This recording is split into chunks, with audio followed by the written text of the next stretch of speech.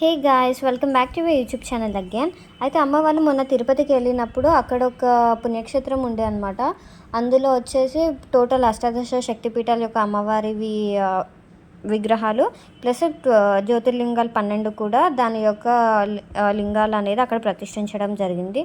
So టోటల్గా శంకరాదేవి శ్రీలంకలో, కామాక్షిదేవి తమిళనాడులో, శృంఖలాదేవి ప్రద్యుమ్నంలో, చాముండేశ్వరిదేవి మైసూర్లో, జోగులాంబదేవి ఆలంపూర్లో, భ్రమరాంబదేవి శ్రీశైలంలో, మహాలక్ష్మీదేవి షోలాపూర్లో, ఏకావేణికాదేవి నాందేడ్లో, మహాకాళీదేవి ఉజ్జయిన్లో, పురోహితక దేవి పిఠాపురంలో, గిరిజాదేవి కటక్లో, మాణిక్యంబాదేవి ద్రాక్షారామంలో, కామరూపాదేవి గువాహతిలో, మాధవేశ్వరి దేవి ప్రయాగలో, వైష్ణవిదేవి జ్వాలాలో, సర్వమంగళాదేవి గయాలో, విశాలాక్షిదేవి వారణాసిలో, సరస్వతీదేవి కశ్మీర్లో.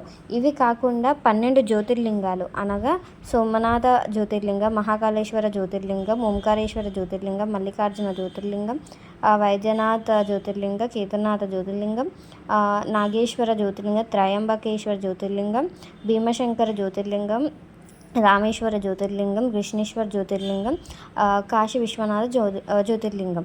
సో అక్కడ ఇలాగా ఉన్న జ్యోతిర్లింగాలన్నీ ప్లస్ అష్టాదశ శక్తిపీఠాల యొక్క అమ్మవార్లవన్నీ కూడా అక్కడైతే ప్రతిష్ఠించడం జరిగింది. మనం లైఫ్లో అసలు ప్రతి ఒక్క శక్తిపీఠం దగ్గరికి వెళ్ళి దర్శించుకొని అక్కడ నుండి 12 జ్యోతిర్లింగాలు కూడా దర్శించుకోవాలంటే చాలా చాలా పుణ్యం చేసుకొని మనకు అంత టైం ఉండాలి, అంత ఎఫర్ట్స్ ఉండాలి. ప్రతిదీ మళ్ళీ పర్ఫెక్ట్గా చేస్తామన్నది కూడా మనకి ఒక పిక్చర్ ఉండదు.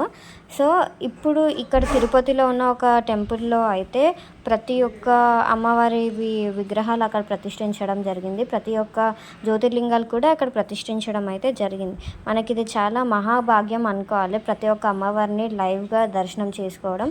మేబీ డైరెక్ట్గా ఆ ఉన్న ప్లేసెస్కి మనం వెళ్ళి దర్శనం చేసుకున్నా కూడా చాలా బాగుంటుంది. బట్ కొంతమందికి వీలు ఉండదు కాబట్టి ఇలా మనం అన్నీ చూసుకోవడానికి బాగుంటుంది అనేది నా ఒపీనియన్. డెఫినెట్గా ఇలాంటి మోర్ డివోషనల్ వీడియోస్కి అయితే సబ్స్క్రైబ్ చేసుకుంటూ ఉండండి, మమ్మల్ని ఎంకరేజ్ చేస్తూ ఉండండి. కొత్త వాళ్ళు కదా వీళ్ళేం పెడతారు అని అనుకోకుండా కొంచెం డివోషనల్స్ అనేవి కూడా మేము బాగా చేయడానికి అయితే ట్రై చేస్తున్నాం. డెఫినెట్గా సబ్స్క్రైబ్ చేసుకొని ఎంకరేజ్ అయితే చేయడం మర్చిపోకండి. సబ్స్క్రైబ్ చేసుకొని మీకు తెలిసిన వాళ్ళందరికీ కూడా ఈ వీడియోని షేర్ చేయండి అని కోరుకుంటున్నాము. Thank you.